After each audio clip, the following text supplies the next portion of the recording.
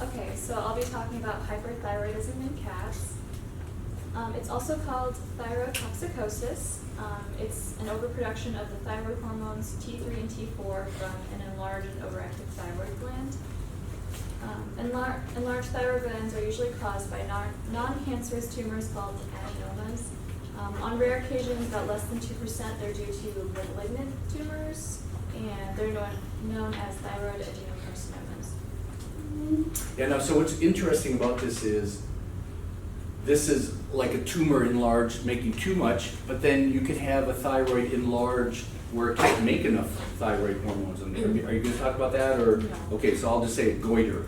And so it's amazing. This is like pathological, but the goiter is just in response to low iodine in the diet, and the thyroid gets bigger, thinking I'll be more efficient extracting iodine out of blood. So the same symptom, enlarged thyroid, but two different causes. That's amazing. It's most common in older cats around the age of 12, but the range is from about 4 years to 23-ish. And it's most common endocrine disease that they have.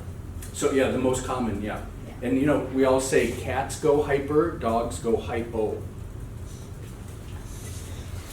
Okay, so the thyroid gland is a thin structure located in the neck, and it consists of 2 lobes lying on each side of the trachea. So the trachea is this part right here, and then this is a normal size of the thyroid gland, and then this is the enlarged, what it would look like. So when it enlarges, does it enlarge both sides, and you just have a size difference to show you? You know what I mean? Right there, it's just to show you the size Yeah. difference. It could just be one side, but it could also be both. Okay. So it depends. Humans actually have a narrow band of tissue called the isthmus that connects both lobes, but the cats it's vestigial, so the cats have 2 separate lobes. Okay. And what's amazing about that is every species is a little different, because I tried to find like some table that had all the differences. So you're saying in human there'd be like a band of tissue across Yeah. there, and in cats there is none, or it's so small you can't find it. So yeah. So the thyroid gland is controlled by the pituitary gland, and the pituitary gland releases TSH, which is the thyroid stimulating hormone, and so that stimulates the thyroid to release T3 and T4, which T4 is thyroxine. So the hormones affect a lot of the body, and thyroxine increases metabolism, so with more T4 in the system, the metabolism increases, and it causes other systems in the body to increase as well. It's kind of like turning the thermostat up. You're going to use more energy. I mean, the body temperature doesn't go up necessarily, but you just cranked it up the metabolic rate. Right. So there are no known causes for hypothyroidism or hyperthyroidism. There's no genetic predisposition, but the possible factors that contribute could be deficiencies or excesses of certain compounds in the diet and chronic exposure to thyroid disrupting chemicals in the food or environment. Some chemicals that are in the food are polybrominated diphenyl ethers, and they interact with thyroid-binding proteins to displace thyroxine. So if the thyroxine is not binding to proteins, then the gland would produce more because it doesn't see that they're not binding. So. Okay. And then there are canned food diets that have been suggested to be linked to hyperthyroidism, and they think that fish-flavored brands might have more of these chemicals in it, which would be why they're linked to it. Okay.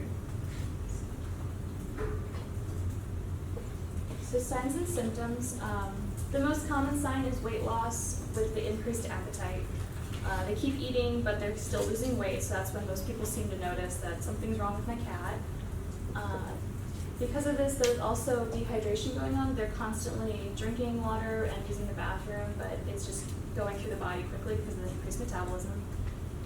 Some cats have heart murmurs, thickened nails, hyperactivity. There are very few cases where the cat is also lethargic instead, and so that's about less than 10% of cats that have the disease are labeled as apathetic.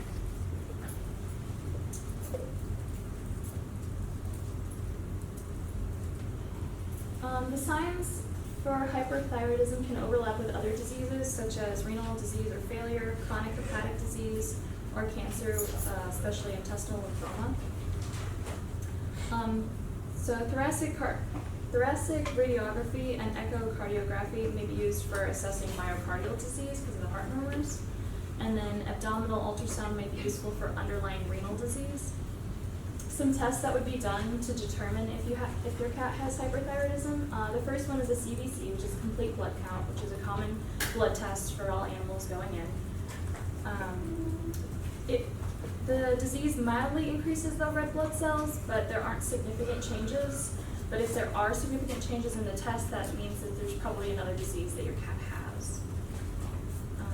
The serum biochemistry profile, since there's more water intake and the kidneys get flushed, there should be a slight increase in kidney-related parameters, like your blood urea, nitrogen, and creatine. But these may also be seen with kidney disease as well. Urinalysis can determine if changes related are to dehydration or kidney disease, also with the diagnosis of diabetes, because some of the symptoms do reflect diabetes as well. There's a single blood test that measures the total thyroxine concentration, which is the T4 test. And then the T3 test is also a common one to use for this disease because there's a negative feedback system that normally exists between the thyroid and the pituitary glands. And when the thyroid hormone levels are inadequate, the pituitary gland is signaled and stops stimulating the thyroid to produce thyroid hormones. But with hyperthyroidism, this feedback system is lost and the thyroid gland just keeps producing hormones with no regard for any regulatory efforts by the pituitary. So a baseline blood sample for T4 is taken, and then the cat is given a short course of oral thyroid hormone, T3, usually in tablet form. And then a second blood sample is taken about 2.5 days after the first. And if the cat has a normal thyroid, extra T3 hormone will tell the pituitary, and there will be a reduction in T4 concentration of about 50% between the two samples taken. And then, but if the cat has hyperthyroidism, there will be no decrease in thyroid hormone. That sounds like a pretty definitive test. If you have some level and you do the test and it's supposed to suppress it by 50%, that would show up nicely on an assay versus constant. Right, which is why it's a common one for okay. The scintigraphic, I think that's what it's called. It's a radioactive iodine that's given to a cat in very small doses. The compound is transported by blood to the thyroid glands, and a hyperfunctional thyroid would accumulate more of the compound than a normal liquid. That's also another way to tell. So some treatments. It's basically just medication, surgery, or radiation treatment. Medications don't provide a cure, they're just a control treatment, but the advantage is that they're readily available and they're relatively inexpensive. Methimazole is the most common in the US, and it's very effective because it blocks the synthesis of thyroid hormone. With the drug treatment though, blood should be checked for T4 levels, liver, kidney, and CBC every 2 to 3 weeks at the beginning of treatment to adjust the dosage. Surgery and radiation treatments will actually cure hyperthyroidism, but the cat for surgery must be younger or middle-aged with mild hyperthyroidism and must not suffer from any other diseases like kidney disease and such. The surgery actually removes the thyroid completely, and if cats remain hyperthyroid after surgery, they probably have an ectopic thyroid. An ectopic thyroid. Does everybody know what an ectopic thyroid is? Yeah, it's another thyroid gland that's probably maybe out of its normal location, or at least some tissue. So.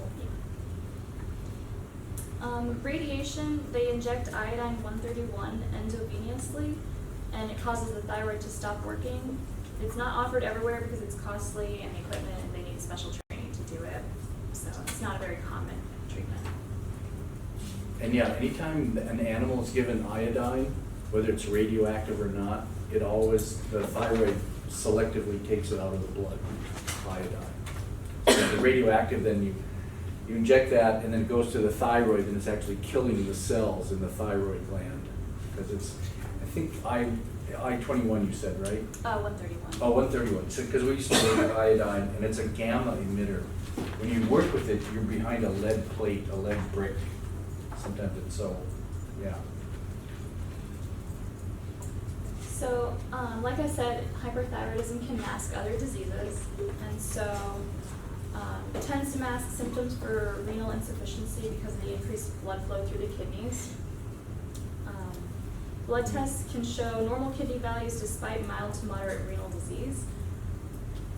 But the prevalence of concurrent hyperthyroidism and renal disease is about 30 to 35% in cases.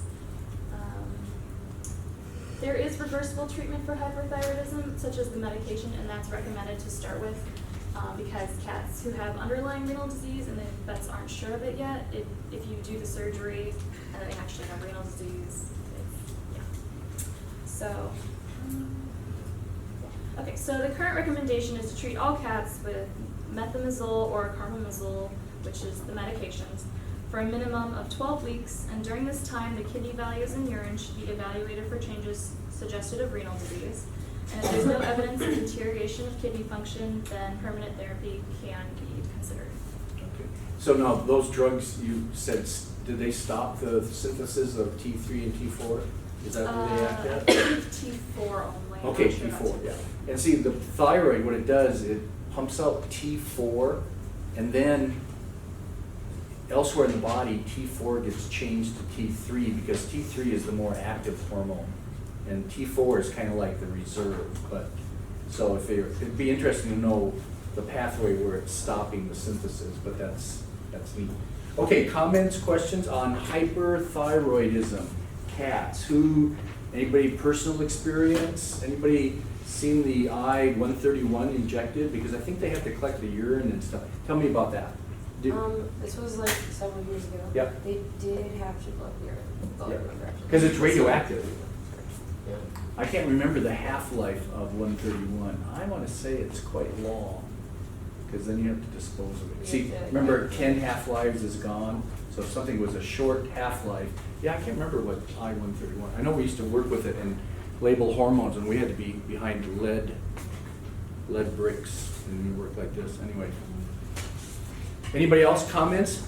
Hyperthyroidism? It's interesting, there's no genetic predisposition. Right. So it's like they spontaneously, and so it might be, let's say, induced by environment or diet, like you were saying. It's something that's going on with the cats. The fish flavor was interesting. Yeah, the canned food. Yeah. I started researching that because I don't know if it's like specific brands or. Right. but they're And then, saying- the cans now are lined with something else versus what they used to be. What's Right. that? They're saying BPA might be part of the cause. Yeah, and I think that has been in cans, but then a lot of times you'll see the can that says no, what's the acronym? BPA? Yeah. Yeah, okay. So you'll see something like tomato sauce. I know we have tomato sauce at home. It says no BPH, because that's a bad chemical. It's amazing how many chemicals are out there. Excellent.